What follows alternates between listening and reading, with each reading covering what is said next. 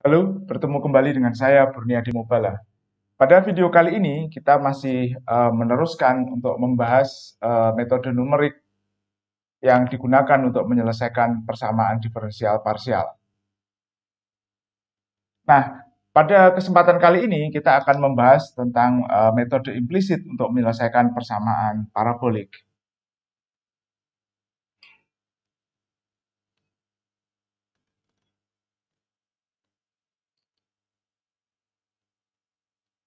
Nah, ada beberapa alasan mengapa kita membutuhkan metode implisit.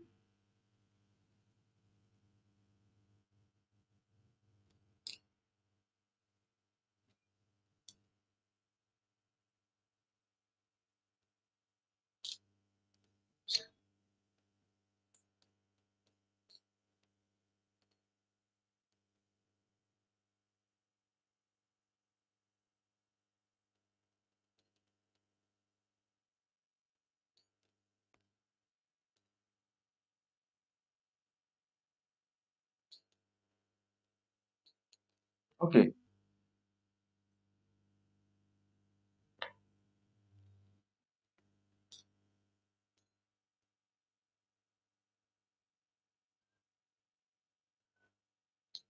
Nah, eh, di video sebelumnya kita sudah membahas tentang metode eksplisit dan kita sudah tunjukkan juga bahwa metode eksplisit juga mampu memberikan solusi yang memuaskan pada persamaan parabolik. Namun mengapa kita butuh metode implisit? Nah, yang pertama adalah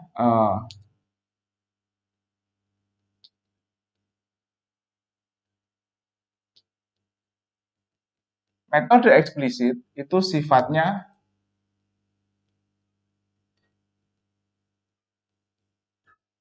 conditionally stable. Jadi agar dia stabil, ada syarat yang harus dipenuhi. Jadi maksudnya conditionally stable ini adalah bahwa uh,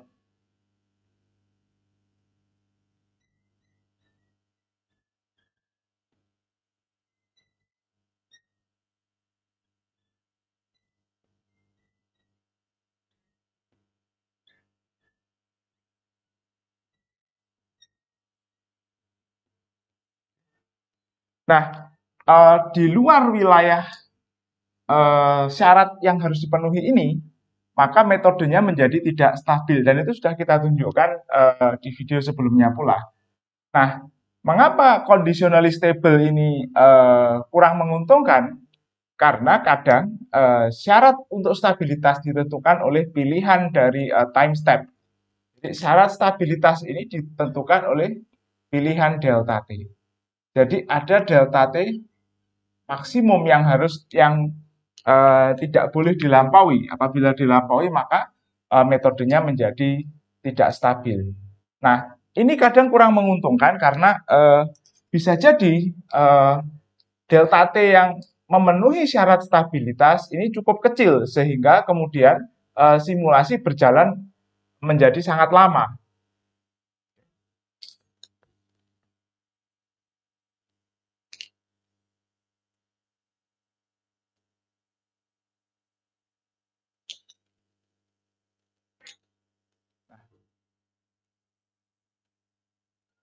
Efeknya adalah waktu simulasi menjadi panjang.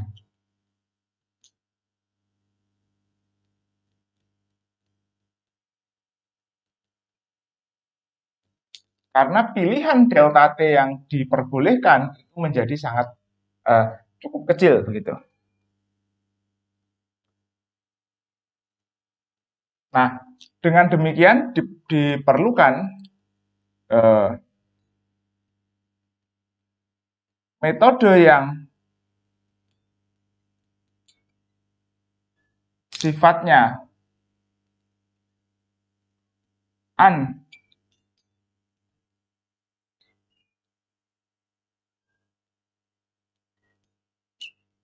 conditionally stable tentu lebih menguntungkan karena stabilitasnya tidak tergantung pada syarat tertentu. Jadi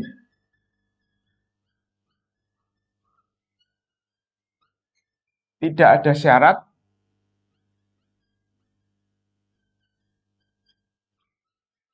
agar metodenya stabil. Jadi berapapun pilihan delta T, itu metodenya tetap stabil, tidak akan divergen. Nah, uh, jadi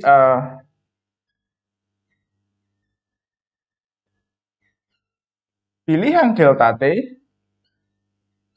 tidak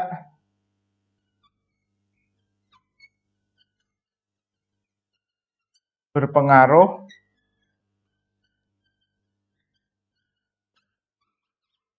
pada stabilitas.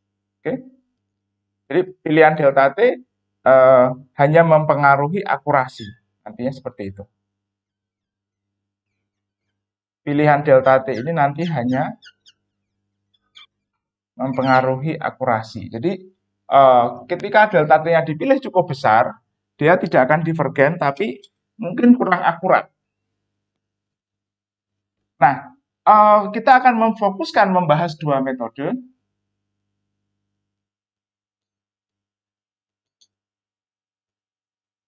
Yang pertama adalah metode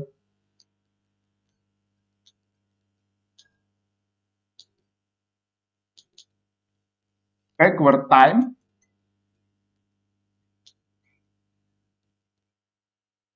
centered space, atau ini sering disingkat BTCS. Yang kedua adalah metode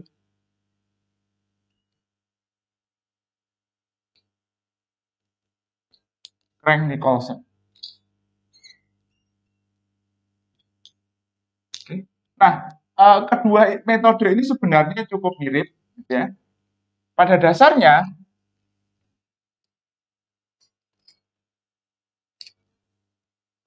kedua metode ini menjadi implisit karena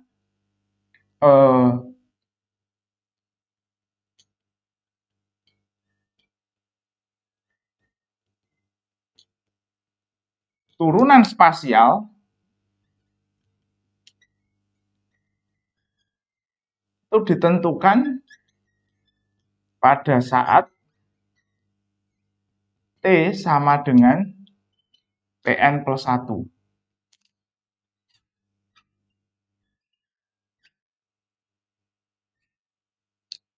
Oke. Jadi turunan spasialnya ditentukan pada next time step. Oke. Sehingga variabel yang ada di ruas kanan itu pada dasarnya tidak diketahui. Nah, dan variabel yang tidak diketahuinya nanti lebih dari satu, sehingga tidak bisa dihitung satu persatu seperti metode eksplisit, namun harus disusun sistem persamaan linear yang kemudian bisa digunakan untuk menyelesaikan atau mencari variabel tak bebasnya secara simultan.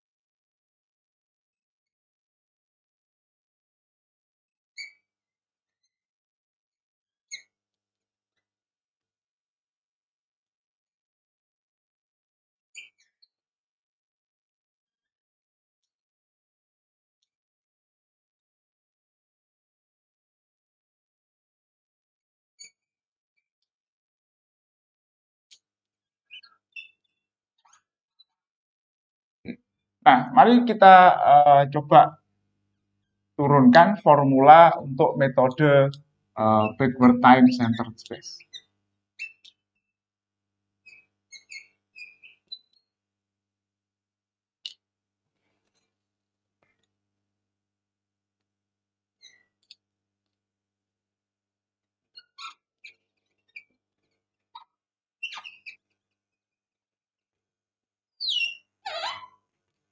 Nah, mari kita tuliskan terlebih dahulu bentuk umum dari persamaan parabolik. Oke.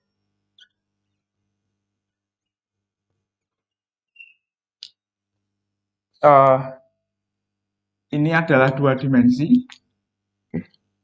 yang akan kita tulis. Ini adalah d kuadrat f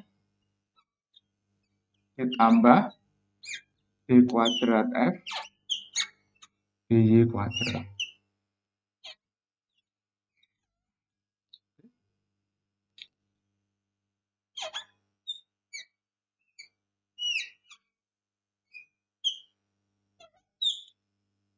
Nah,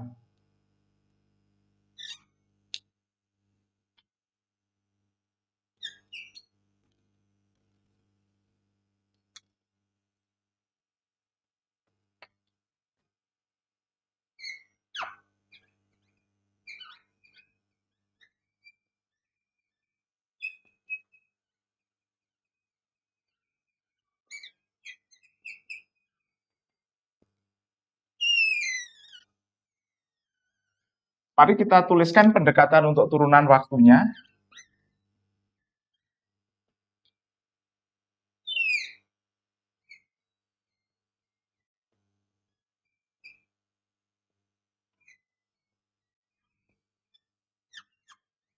Oops, sorry. Oke. Jadi untuk turunan waktunya sebenarnya masih sama. Jadi Fij di n+1 dikurangi Fij di waktu ke n dibagi delta T. Oke. Kalau dari sini memang ini bukanlah backward difference, tapi ini adalah forward difference. Nah,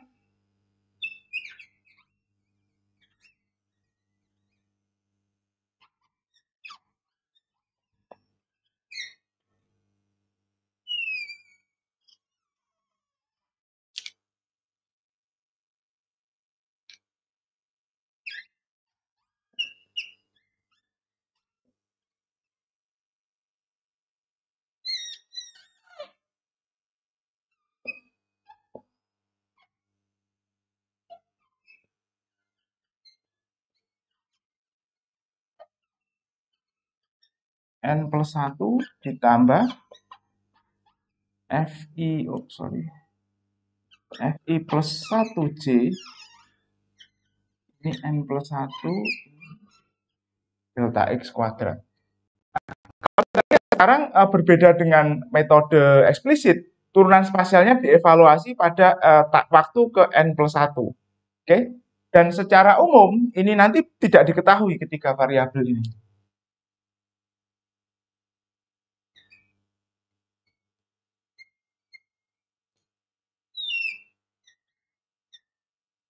Ini delta Y kuadrat, ini adalah Fij plus 1.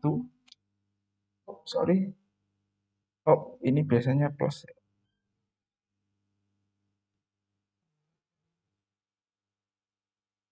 Ini Fij min 1. Ini juga n+1.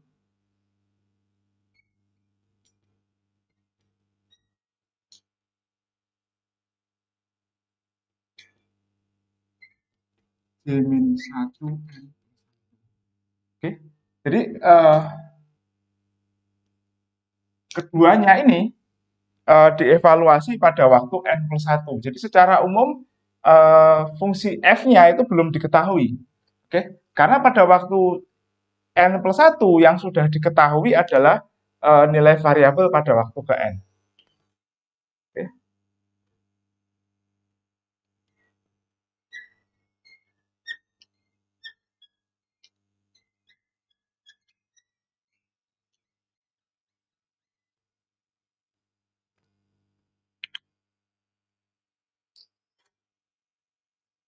Oke. Persamaan beda hingganya adalah ini kita substitusikan kembali ke sini, lalu kemudian ini ke sini dan ini ke sini, sehingga kita peroleh F IJ N plus 1 dikurangi F IJ pada waktu ke N dibagi dengan delta T. Oke. Ini sama dengan alfa. Oke. Lalu turunan kedua pada sumbu X.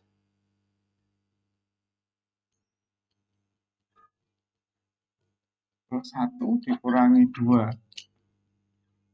FIJ pada waktu N plus 1 ditambah FI min 1 J pada N plus 1 dibagi dengan delta X kuadrat. Oke. Nah, ini masih ada lanjutannya. Ini adalah FI J plus 1 pada N plus 1 2F IJ FI J min 1 pada N plus 1. Ini dibagi delta Y kuadrat. Ya. Jadi ini persamaan beda hingganya. Nah, dari sini hanya kalau kita lihat yang diketahui itu hanya ini saja.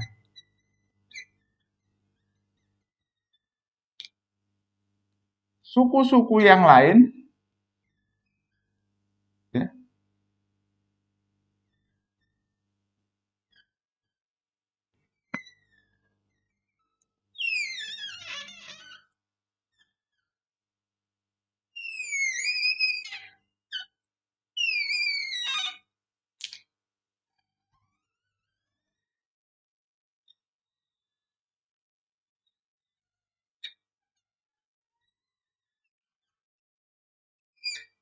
ini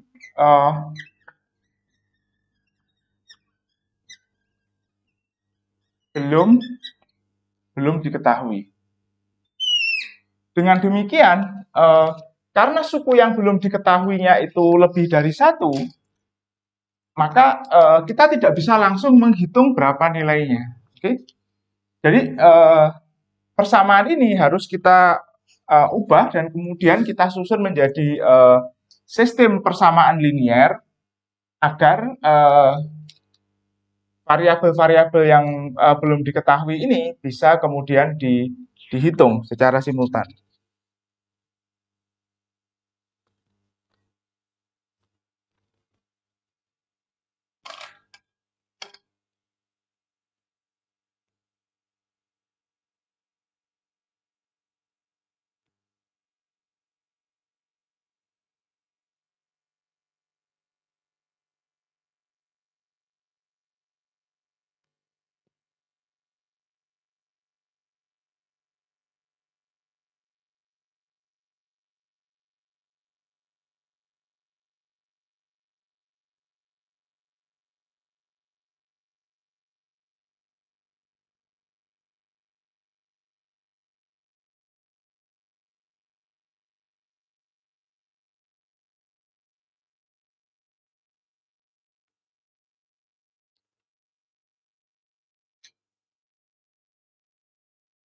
Nah, jadi jika semua variabel tak bebas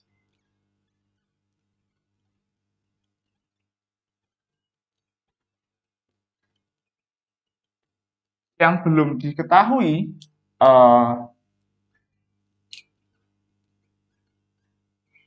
dipindah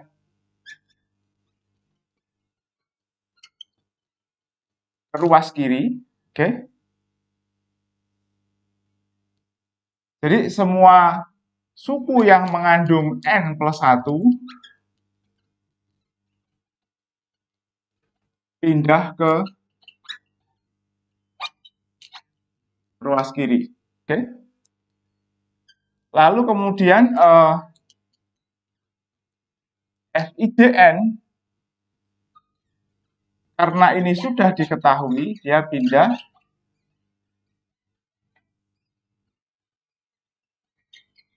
ke ruas kanan. Oke.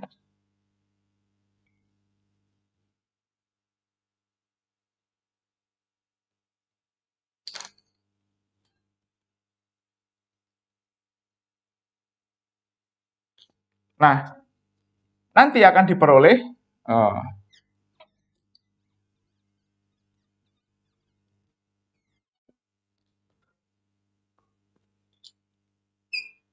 min DY FI D min 1 N plus 1 min DX FI min 1 J N plus 1, oke, ditambah 1 ditambah 2 DX tambah DY, oke, ini FIJ N plus 1, oke, dikurangi DX FI plus 1 J per N plus 1, lalu dikurangi DY FIJ plus 1 ke di waktu N plus 1, lalu sama dengan ini adalah FIJ di waktu ke N. Nah, kalau kita lihat di sini, suku DX ini adalah bilangan difusi di arah sumbu X, oke.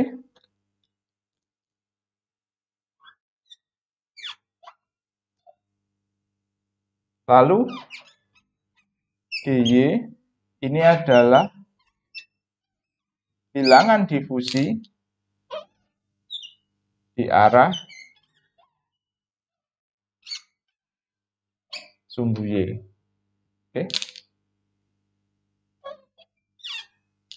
Nah, jika kemudian delta X sama dengan delta Y, maka DX akan sama dengan DY. Jadi, jika delta X itu sama dengan delta Y, maka DX sama dengan DY sama dengan D. Oke, sehingga ini nanti koefisiennya sama, dan koefisien ini bisa kita bagi dan pindahkan ke ruas kanan. Tapi secara umum bentuk persamaannya seperti ini. Nah, persamaan ini nantilah yang akan menyusun setiap baris di dalam sistem persamaan linearnya atau setiap baris di dalam matriks koefisiennya. Jadi nanti kalau kita lihat kurang lebih kita akan punya matriks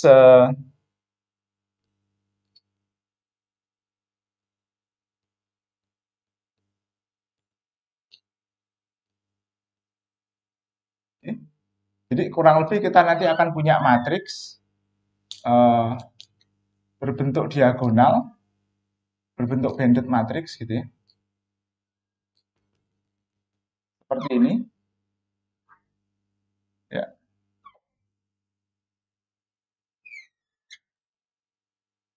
Ya, seperti ini. Di sini nanti ini sama dengan 0. Di sini nanti ini juga sama dengan 0. Ini nanti matriks koefisiennya.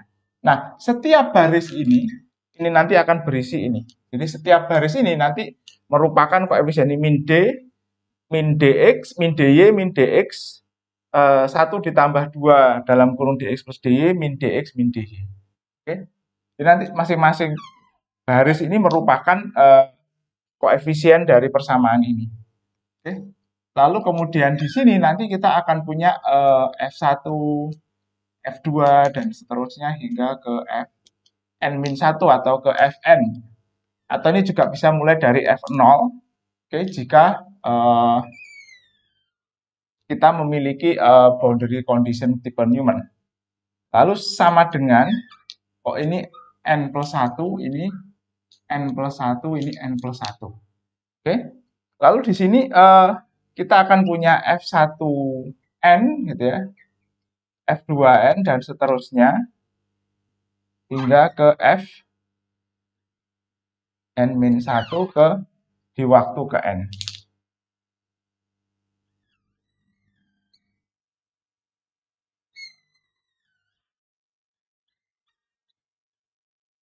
Oke.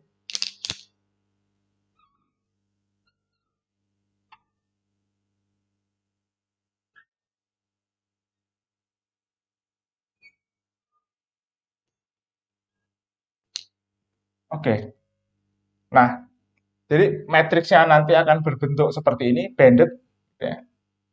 Lalu kemudian ini ruas kirinya adalah nilai F pada N plus 1. Lalu yang tidak diketahui, lalu yang ruas kanannya adalah nilai variabel tak bebas pada waktu time step sebelumnya. Nah, kalau kita lihat ini nanti dengan berjalannya simulasi, dengan iterasi waktu, ini nanti akan tetap matriks ini, karena diskretisasinya tetap.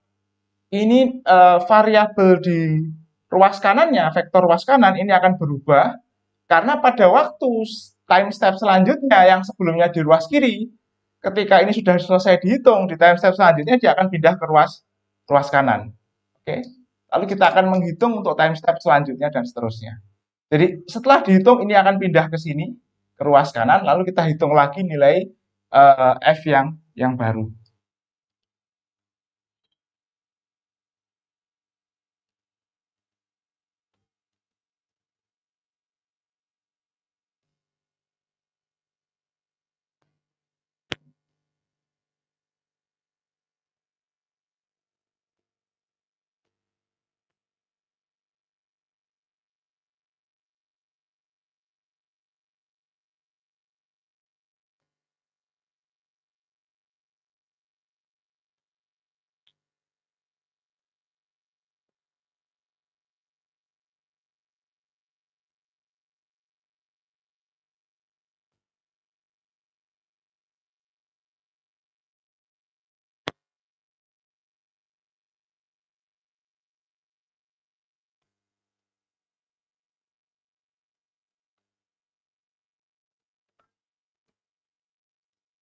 Oke, mari kita lanjutkan membahas tentang metode atau teknik untuk menangani kondisi batas.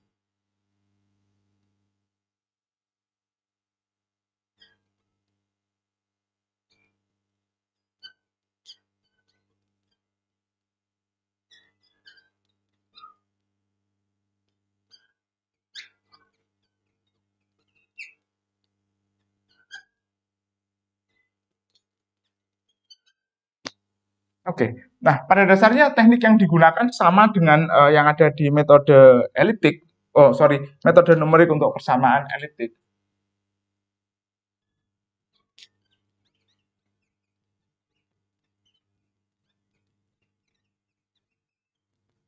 Oke, untuk kondisi Dirichlet ini nanti titik batas dengan kondisi Dirichlet ini kita kecualikan dari sistem persamaan linearnya.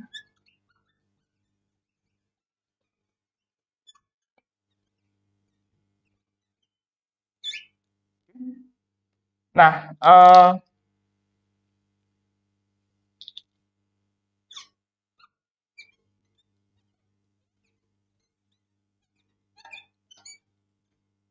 oke, jadi kita kecualikan dari sistem persamaan linear. Kenapa? Karena nilai F di titik batas itu sudah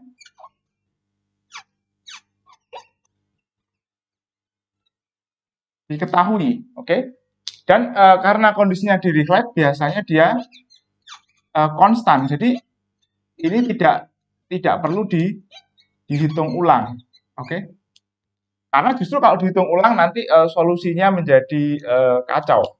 Karena kondisi yang mensyaratkan solusinya menjadi berubah, oke? Jadi ini dikecualikan. Nah,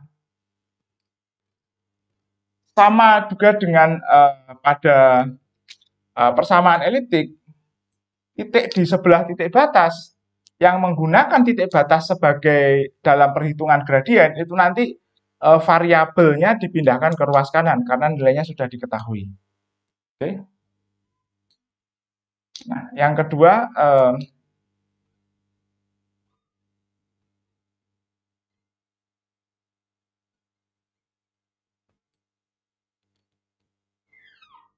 kondisi Newman.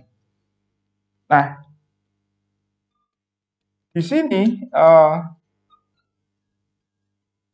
titik batas masuk dalam sistem persamaan linier.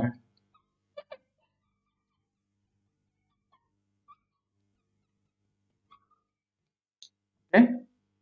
Jadi titik batasnya masih masuk ke dalam sistem persamaan linier. Oke. Lalu kita gunakan kita definisikan ghost point agar gradien atau turunan di titik batasnya dapat dihitung.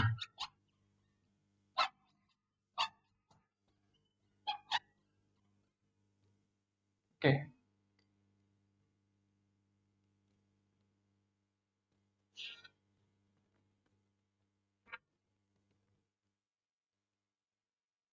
Lalu kemudian nilai variabel tak bebas di ghost point itu harus diupdate agar kondisi Newman-nya tetap terjaga, gitu ya. Nah,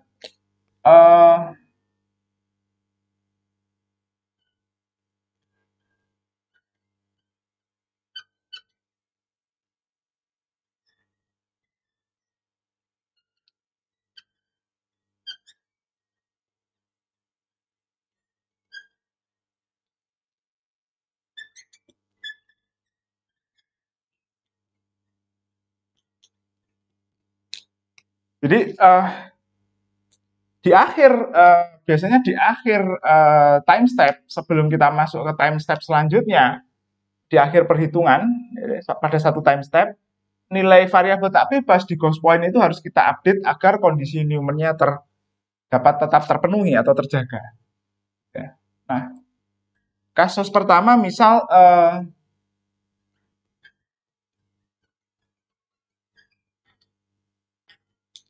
yang mengalami kondisi Newman adalah sisi bawah. Jadi ini nanti menjadi seperti ini. df per dy sama dengan AS. Jadi S ini sisi bawah ini atau kita anggap sebagai sisi selatan. Oke. S singkatan dari south. Nah, berarti Fij n plus 1. Sorry, salah. Di sisi bawah ya. Fi1 ya, dikurangi Fi min 1 di n plus 1 dibagi 2 delta Y, karena df per dy, ini sama dengan AS. Oke. Nah, dengan demikian, maka Fi min 1 di n plus 1, Fi min 1 ini adalah ghost point-nya, oke. Ini sama dengan Fi1 n plus 1 dikurangi 2 delta Y kali AS. Nah, jika kondisi Newman-nya homogen atau AS sama dengan 0, ini nanti akan berubah menjadi I min 1 N plus 1 sama dengan F I 1 N plus 1. Oke, jadi ini kalau kondisi Newman-nya berada di sisi selatan. Nah, jadi ibaratnya seperti ini contohnya. Jadi misal ini sisi selatannya, ini domainnya ke arah atas, gitu ya. Maka ghost point-nya ini nanti ada di sini, di bawah.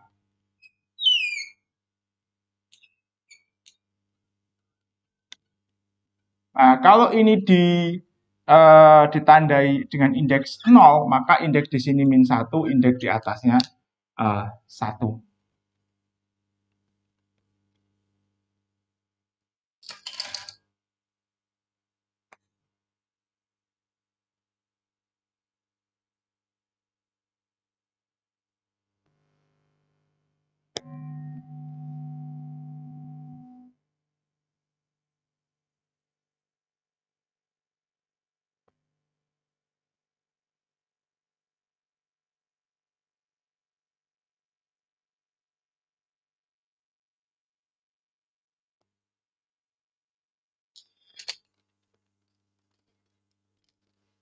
Nah, selanjutnya yang kedua adalah sisi atas atau utara atau north. Ya. Jadi kalau misalkan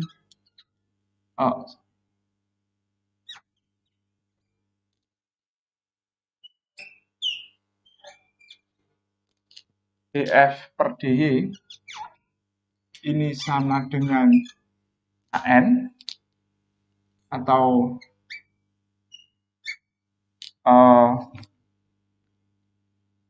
A di sisi utara, maka dengan cara yang sama nanti kita peroleh di sisi utara ini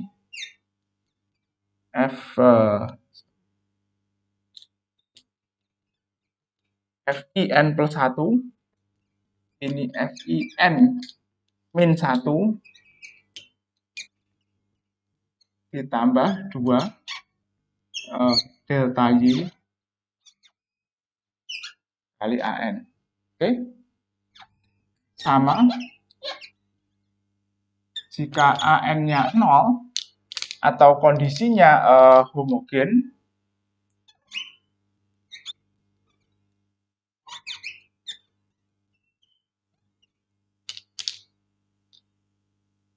maka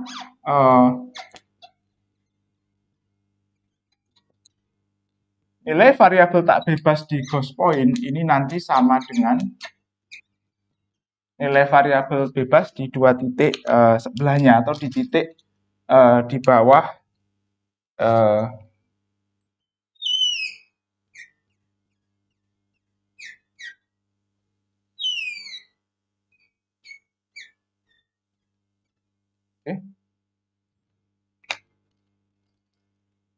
kalau seperti ini, maka disinilah ghost point-nya.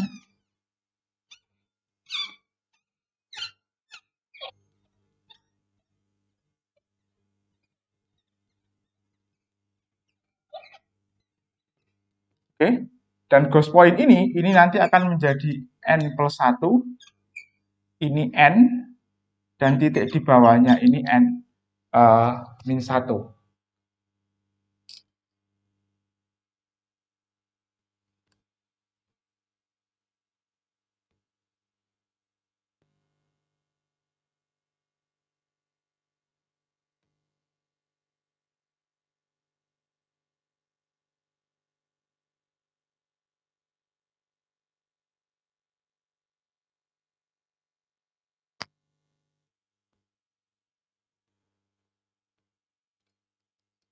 Nah, kasus ketiga itu jika kondisi Newman-nya ada di sisi kiri atau barat, atau kita sebut west. Oke. Nah, ini nanti sedikit berbeda. Ini df per dx sama dengan AW. Oke.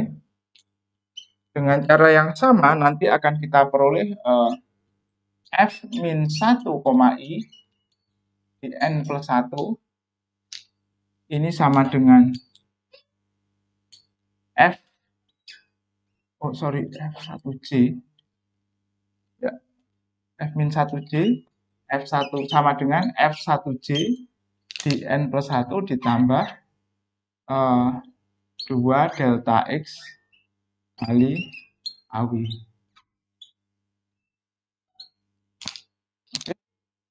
Nah, jika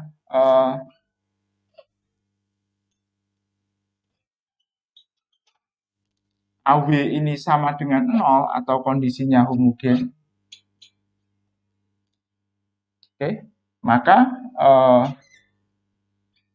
f min 1j di waktu n plus 1 ini sama dengan f1j di waktu n plus 1.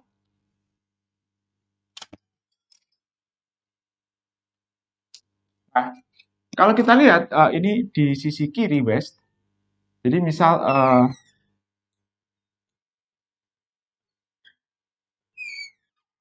ini adalah titik ke 0, ini titik 1, oke. Maka ghost point-nya ada di sini.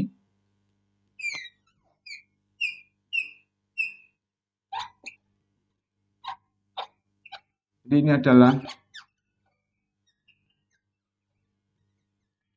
ghost point-nya, dan titik ini adalah titik min 1. Ini.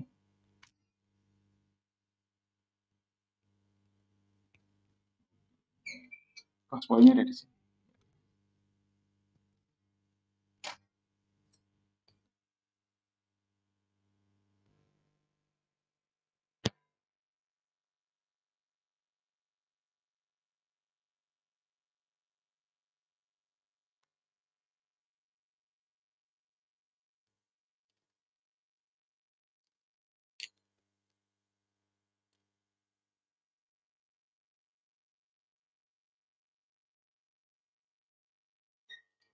Nah, yang terakhir adalah jika kondisi Newman-nya ada di sisi kanan atau di sisi timur. Oke. Ini df per dx sama dengan AE. Oke. Nanti kita peroleh di sini f n plus 1 ini juga n besar plus 1 kali j ini sama dengan f di waktu n plus 1 ini n min 1 j ditambah 2 delta x kali e. Oke. Jika kondisinya homogen atau AE sama dengan 0, maka kita peroleh n plus 1 j ini sama dengan f n kecil min 1 j pada waktu n plus 1. Nah, berarti ini nanti akan seperti ini, dia di sisi timur. Ini adalah n, ini n min 1, lalu kemudian ghost point-nya ada di sini.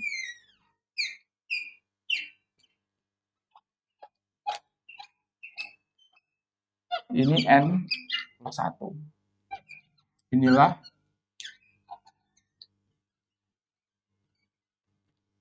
ghost point-nya.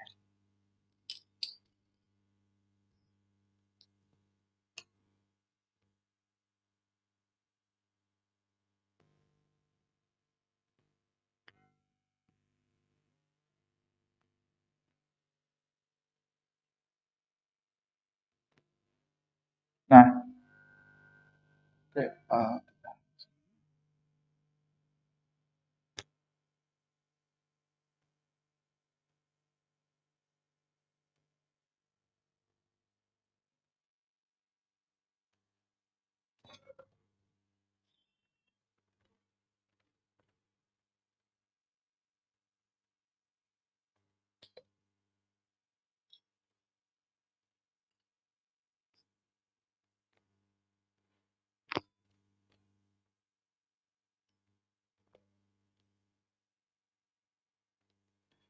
kita lanjutkan dengan contoh soal yang pertama.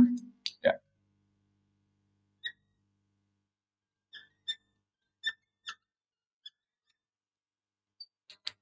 Oke.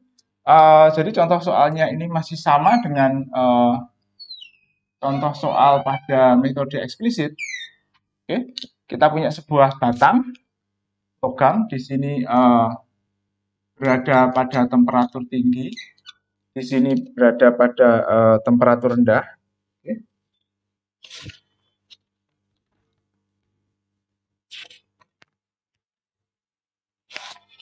Temperatur tingginya ini 350, temperatur rendahnya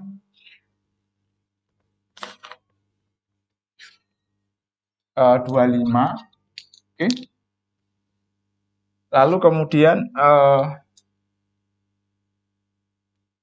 pada saat awal ini juga sama temperaturnya. Batang ini panjangnya L, 0,1 meter. Oke. Lalu kemudian arah sumbu X-nya ke sana. Di sini X sama dengan 0. Di sini X sama dengan L. Batangnya sebenarnya 3 dimensi.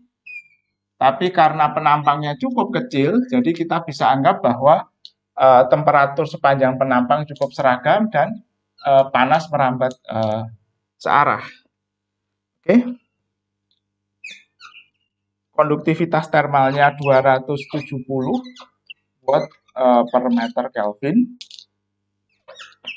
Masa jenisnya 2700 kilogram per meter kubik.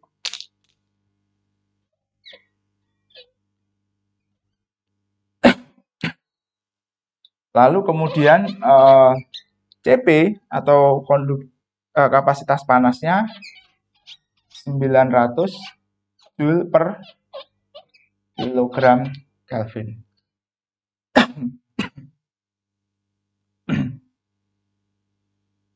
Oke.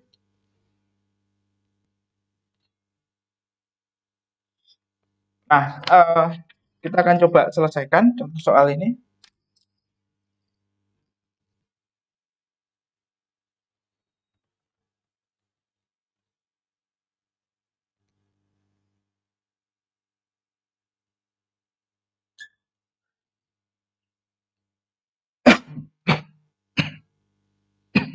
Nah, karena permasalahannya satu dimensi, karena hanya satu dimensi di arah sumbu X, maka kita bisa anggap bahwa dy-nya sama dengan 0 atau diffusion number-nya searah sumbu Y sama dengan 0. Lalu indeks D-nya dapat dihapus karena tidak ada segmen ke arah sumbu Y. Oke. Jadi kalau batang ini kita diskretisasi, maka batang ini dapat kita modelkan sebagai sebuah garis seperti ini. Oke. Misal kita bagi dengan 5 titik.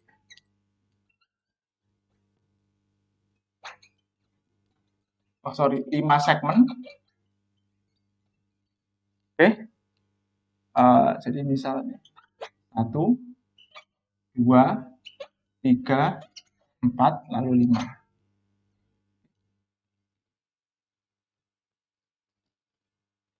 Nah, kita bisa tandai, misal ini adalah X0, X1, X2, X3, X4, dan X5. Oke. Nanti di sini ada T0, T1, T2, T3, T4, T5. Oke. Nah,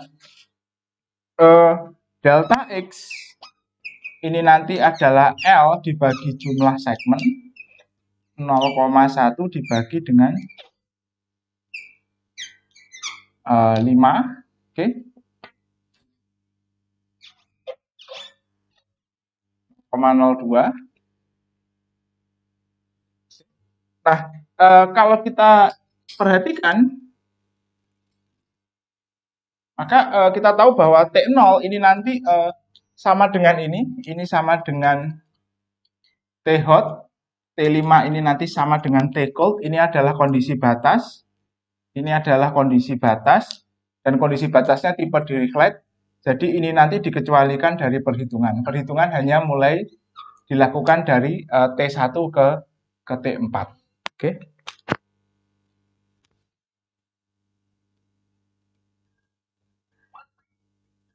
Jadi kedua ujung ini merupakan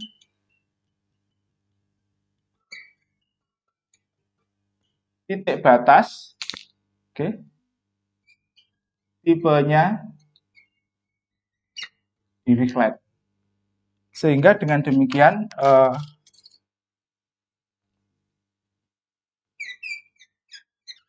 ini dikecualikan dari sistem persamaan linear.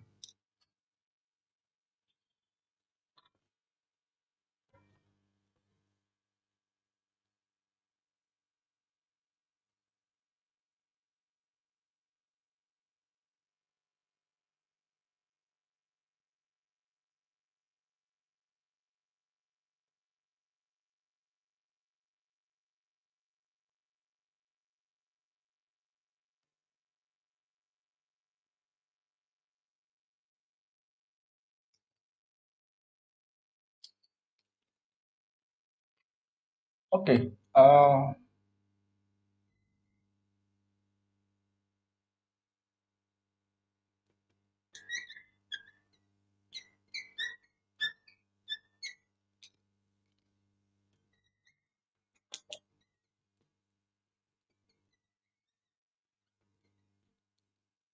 kita tuliskan persamaan beda hingganya.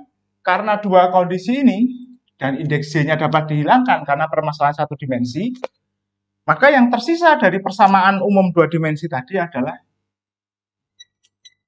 X, ini adalah TI min 1 di waktu N plus 1, oke, ditambah 1 plus 2 dx,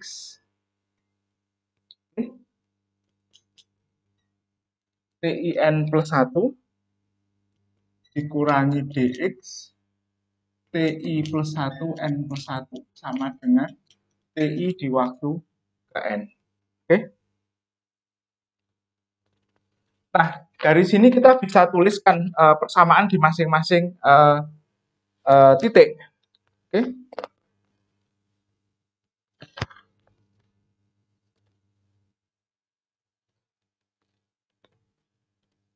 Jadi baris titik 1, oke,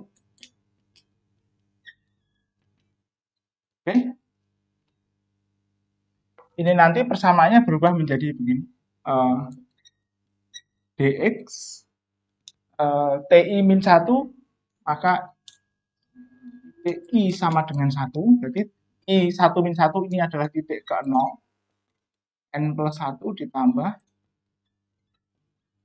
1 plus 2 dx, ini adalah T1NI plus 1, kurangi dx, ini adalah T2. Ini T1 di waktu ke N. Oke. Nah, karena kita tahu bahwa T0 adalah kondisi batas,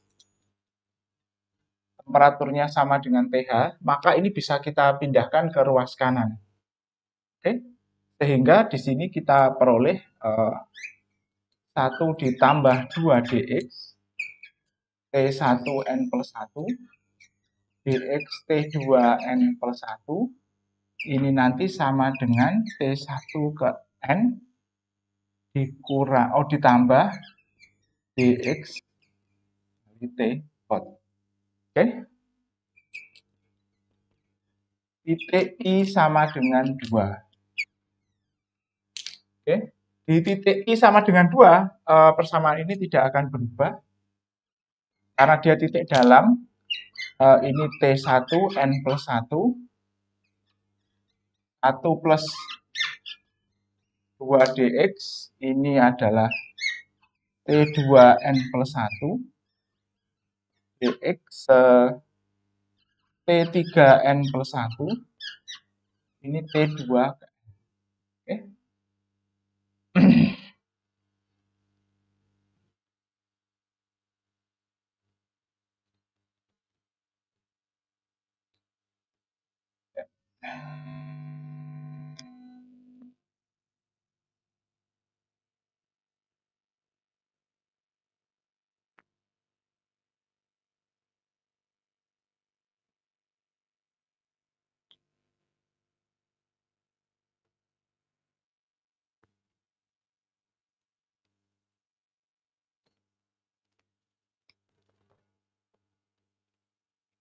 Oke. Nah, kemudian selanjutnya di titik I sama dengan 3, ini juga masih titik dalam, inferior points, ini adalah T2 N plus 1, 1 plus 2 dx T3N plus 1 dikurangi dx T4N plus 1 sama dengan T3 di waktu ke N. Titik I sama dengan 4. Oke. Ini min dx T3N plus 1 ditambah 1 plus 2 dx T4 pada waktu N plus 1 dikurangi dx T5N plus 1 sama dengan T4 ke N. Oke, nah kita tahu bahwa T5 ini adalah equal berapapun waktunya, dan ini konstan, maka ini bisa kita pindahkan ke ruas kanan.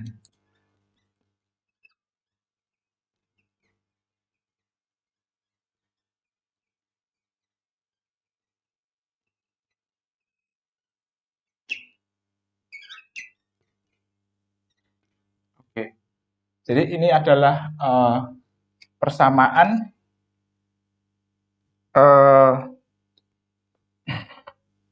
metode backward time centered space untuk diskretisasi 5 titik pada kasus 1 dimensi. Nah, jika kita mau susun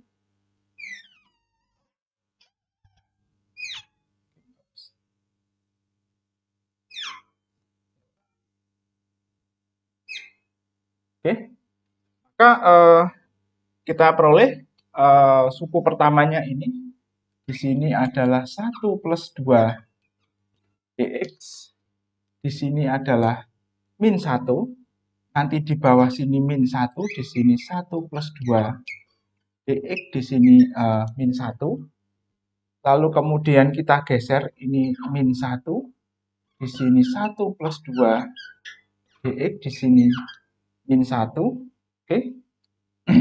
Lalu kita geser lagi nanti di sini, oh sorry, ini min dx, sorry, min 1, min dx,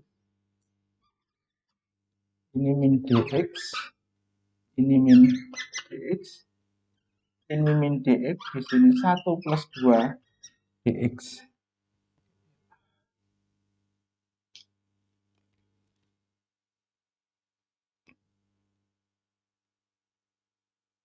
Ya, 4 baris ya. 1, 2, 3, 4.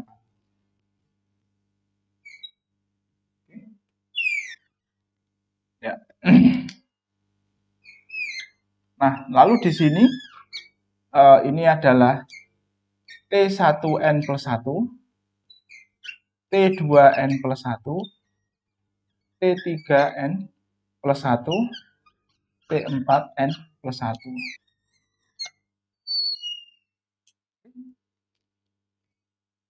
Nah, di ujung ini kita adalah sama ini. Oke.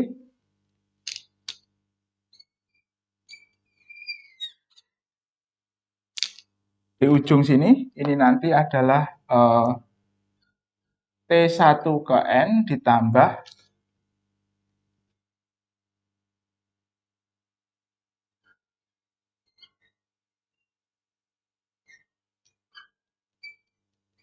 T hot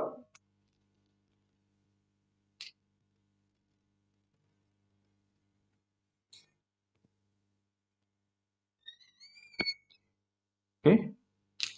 Lalu di sini T2 ke N, T3 ke N, di sini adalah T4 ke N ditambah dx T cold.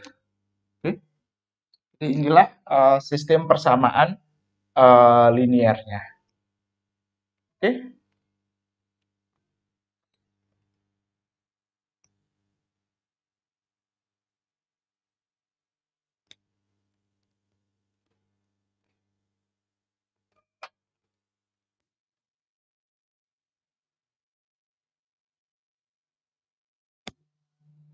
Baik,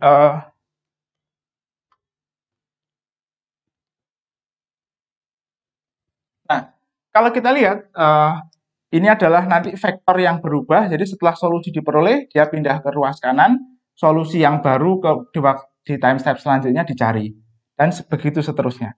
Sedangkan matriks koefisien ini tetap. Nah, ini adalah tipe permasalahan yang kalau kita flashback ke video tentang penjelasan sistem persamaan linear, ini yang sesuai jika diselesaikan menggunakan LU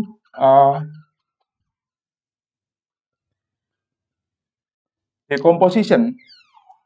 Oke. Jadi kalau sistemnya cukup kecil seperti ini, ada 5 titik, ini sebenarnya cukup sesuai untuk diselesaikan menggunakan LU decomposition. Tapi jika nanti sistemnya besar, matriksnya ini barisnya jumlahnya banyak, maka kita membutuhkan metode yang lain seperti metode iteratif.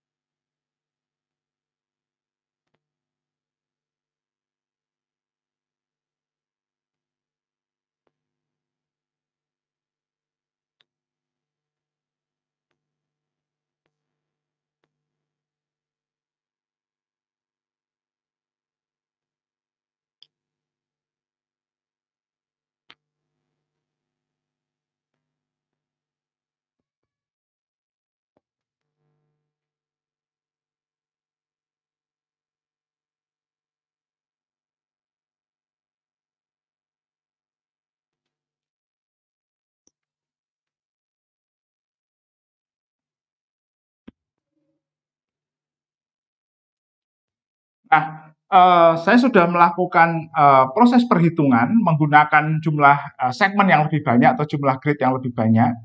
Tentu kalau kita lihat karakteristik metode implisit, sesungguhnya dengan 5 segmen pun stabil, tapi tentu jawabannya tidak akan atau solusinya tidak akan akurat. Nah, saya gunakan 100 grid. Oke.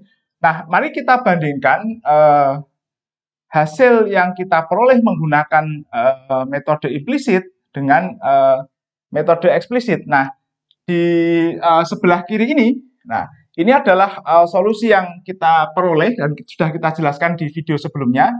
Ini kita peroleh menggunakan metode eksplisit. Nah, kalau kita lihat kemarin di sini delta T yang kita gunakan 0,01 dan kalau kita lihat solusinya divergen, kurvanya naik ke atas. Oke.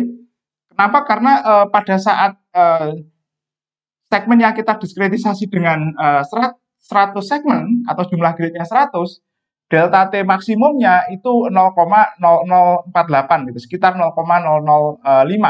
Jadi kalau ini kita gunakan 0,01 yang notabene jauh di atasnya, maka solusinya menjadi divergen. Tapi kalau kita lihat dengan jumlah segmen yang sama 100, kalau kita gunakan backward time centered space atau metode implisit, maka delta T dengan delta T 0,1 pun solusinya stabil seperti ini. Dan kita memperoleh solusi yang dengan berjalannya waktu mendekati steady state. Oke, kalau kita lihat di sini di sekitar 30 detik garis profil temperaturnya sudah berimpit satu dengan yang lain. Jadi ini membuktikan bahwa metode backward time centered space atau metode implisit ini unconditionally stable.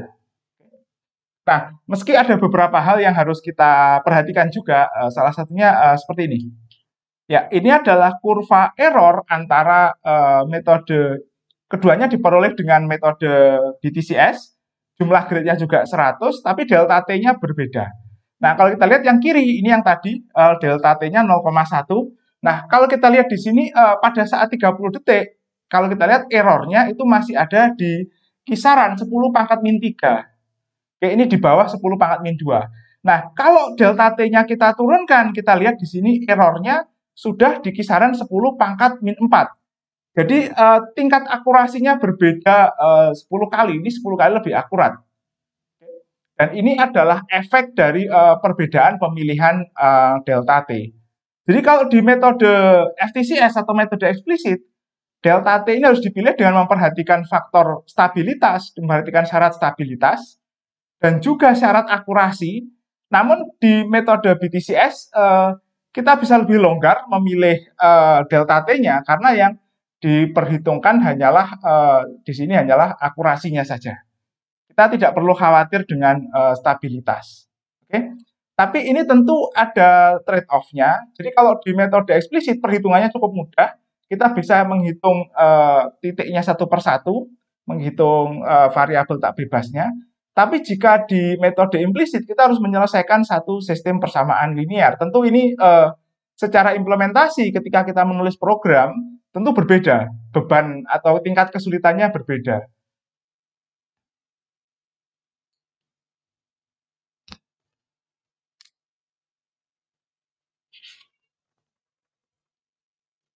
Nah, kita lanjutkan membahas metode implisit yang kedua, yaitu metode Crank-Nicolson. Pada dasarnya, metode Crank-Nicolson ini mirip dengan metode BTCS, hanya saja pendekatan ruas kanannya sedikit berbeda.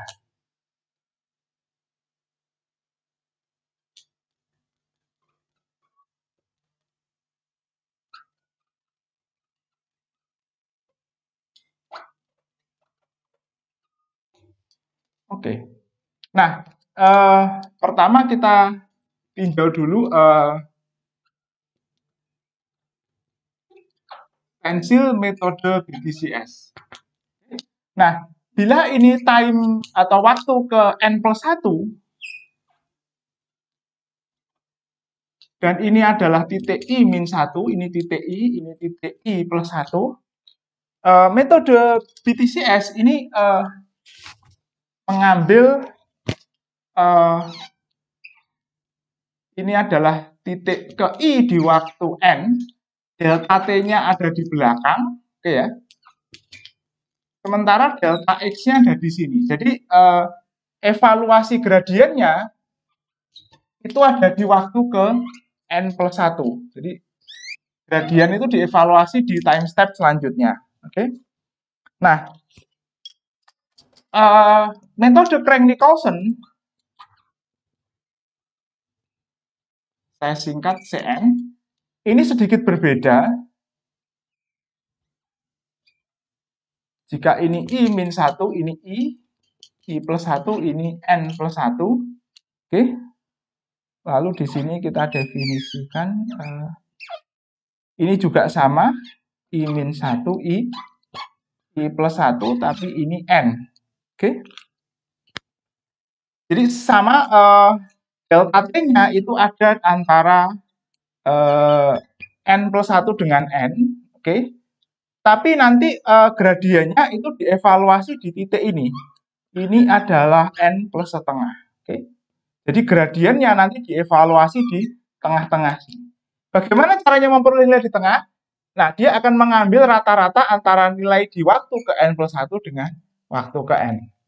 Jadi, persamaannya bisa kita tuliskan seperti ini, kurang lebih.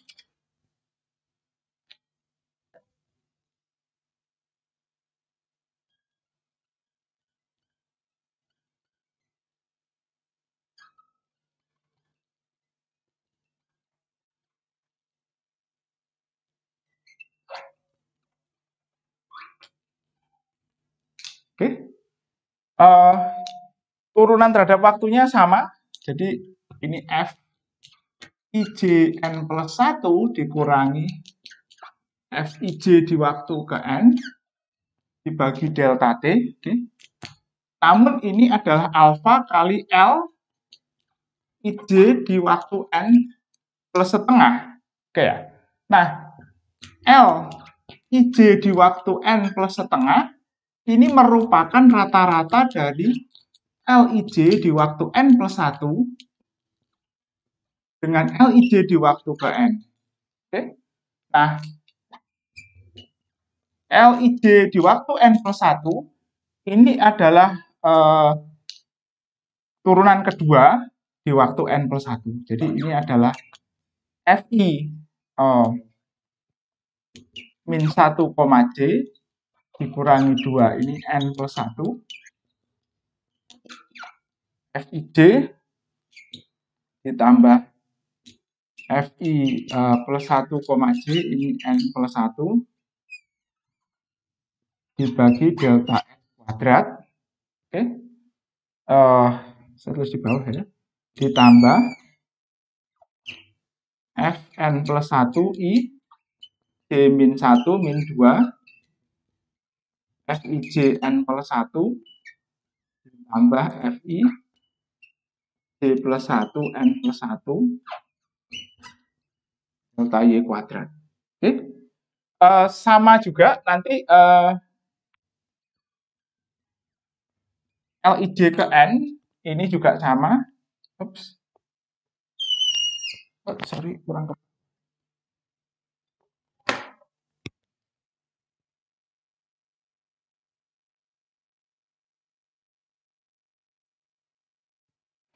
Kita tulis agak lebar ke sini biar cukup. Lij ke N ini nanti sama delta X kuadrat I min 1 J ke N dikurangi 2 F Ij ke N. Oke, ditambah Fi plus 1 J ke N ini ditambah delta Y kuadrat Fij min 1 ke N 2 Fij ke N ditambah Fi J plus 1 ke N. Nah, kalau kita perhatikan kita bisa lihat di sini bahwa Lijn ini diketahui. Karena ini adalah nilai di waktu ke N. Sedang semua variabel yang ada di sini ini belum diketahui, jadi harus kita hitung. Ini juga sama, belum diketahui, dan ini diketahui. Nah, jadi yang belum diketahui kita pindahkan ke ruas kiri, nanti yang sudah diketahui kita pindahkan ke ruas kanan.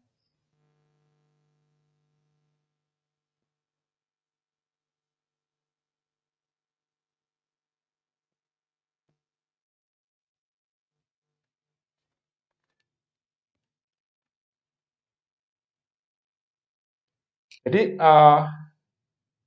ini nanti kita bisa rubah menjadi seperti ini. Jadi ini adalah Fij N plus 1, oke. lalu ini dikurangi LIJN plus 1, ini nanti, sorry.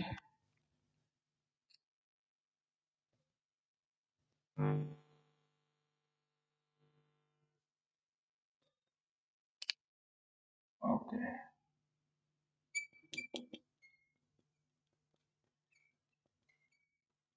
FIJN ini sama dengan delta T alfa per 2 LIJN plus 1 ditambah oke. Yang belum diketahui kita pindahkan ke kiri, sudah diketahui pindahkan ke kanan.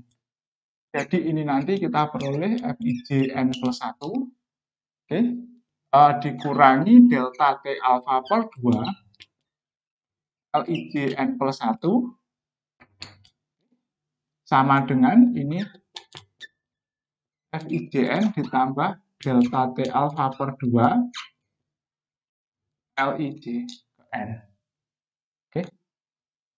Nah, jika ini nanti kita uraikan, LIJN plus 1-nya kita substitusi dengan persamaan yang kita sudah turunkan sebelumnya, nanti akan kita bisa peroleh persamaan beda hingganya.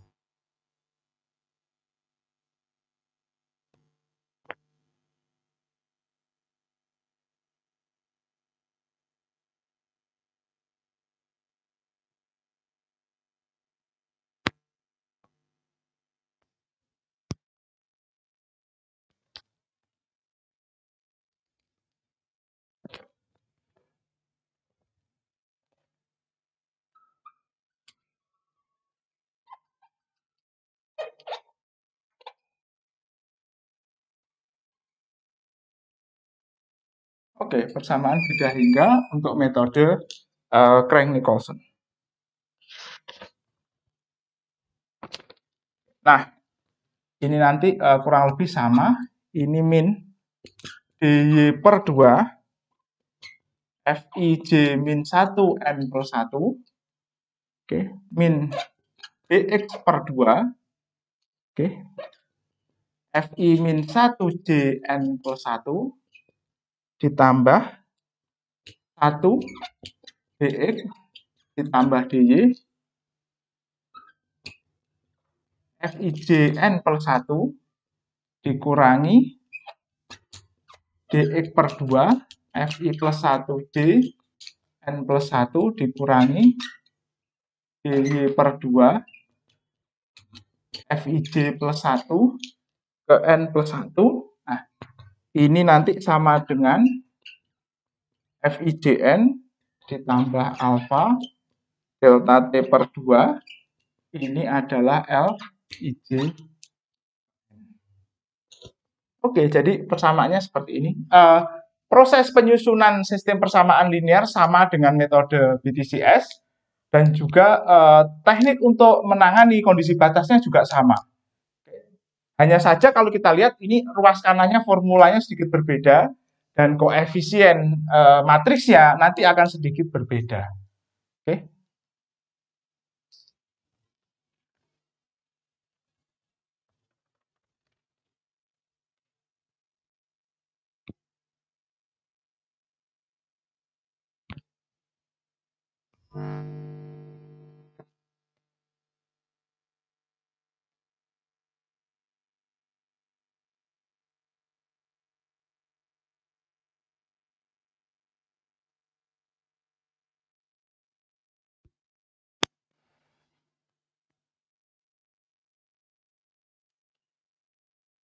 Selesai. Sampai jumpa di video selanjutnya.